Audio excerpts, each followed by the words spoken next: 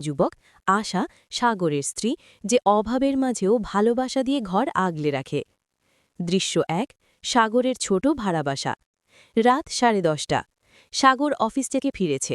তার শার্ট ঘামে ভেজা, মুখটা খুব ক্লান্ত। সে ব্যাগ থেকে একটা ছোট প্যাকেট বের করে আশার হাতে দেয়।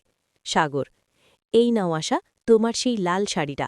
অনেকদিন ধরেই তো চাইছিলে। এই ঈদে এটাই তোমার গিফট। আশা খুশি হয়ে শাড়িটা হাতে নেয়, কিন্তু হঠাৎ সাগরের জুতোর দিকে তাকিয়ে তার হাসি থেমে যায়। সাগর: তোমার জুতোর তলা তো একদম ফেটে গেছে। তুমি কি এই জুতো পরেই সারা শহর হেঁটে অফিস করো?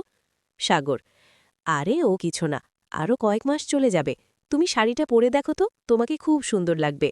দৃশ্য ২। গভীর রাত। সাগর ঘুমিয়ে পড়েছে। আশা টেবিলের ওপর রাখা সাগরের মানি ব্যাগটা খোলে। সে দেখে সেখানে মাত্র কয়েকটা 10 টাকার নোট আর সাগরের মায়ের একটা পুরনো ছবি ছাড়া আর কিছুই নেই। এমনকি সাগরের দুপুরের খাবারের জন্য যে টাকাটা রাখার কথা, সেটাও নেই। আশা: স্বজ্ঞততী, লোকটা নিজের দুপুরের খাবার বন্ধ করে আমার জন্য শাড়ি কিনে আনলো, অথচ আমি একটা নতুন জুতোও তাকে কিনে দিতে পারলাম না। আশা আলমারি থেকে তার বিয়ের সময় পাওয়া একমাত্র সোনার আংটিটা বের করে জানালার পাশে দাঁড়ায়। তার চোখে জল। সে মনে মনে সিদ্ধান্ত নেয় আগামীকালই এটা বিক্রি করে সে সাগরের জন্য একজোড়া মজবুত জুতো কিনবে। দৃশ্য ৩। পরদিন সন্ধে। সাগর বাসায় ফিরে দেখে তার বিছানার ওপর একজোড়া চকচকে নতুন জুতো রাখা, পাশে একটা চিরকুট। সাগর চিরকুটটা পড়ছে।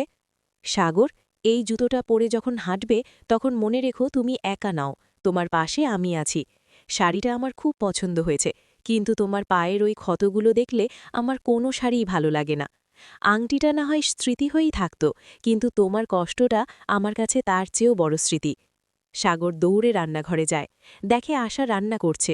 সাগর পেছন থেকে আশার মাথায় হাত রাখে। আশা, এই ত্যাগের কোনো প্রতিদান হয় না। আমি সারা জীবন এই জুতো পরে তোমার স্বপ্নের দিকে হেঁটে যাব। আশা হেসে বলে, স্বপ্নে জুতো লাগে না সাগর, লাগে বিশ্বাস। আমাদের বিশ্বাসটাই আমাদের সম্পদ। সাগর আর আশার এই ছোট্ট গল্পটি আমাদের শেখায় যে সত্যিকারের ভালোবাসা দামি রেস্টুরেন্ট ডিনারে নয়, বরং একে অপরের কষ্টের ভাগ নেওয়াতে থাকে।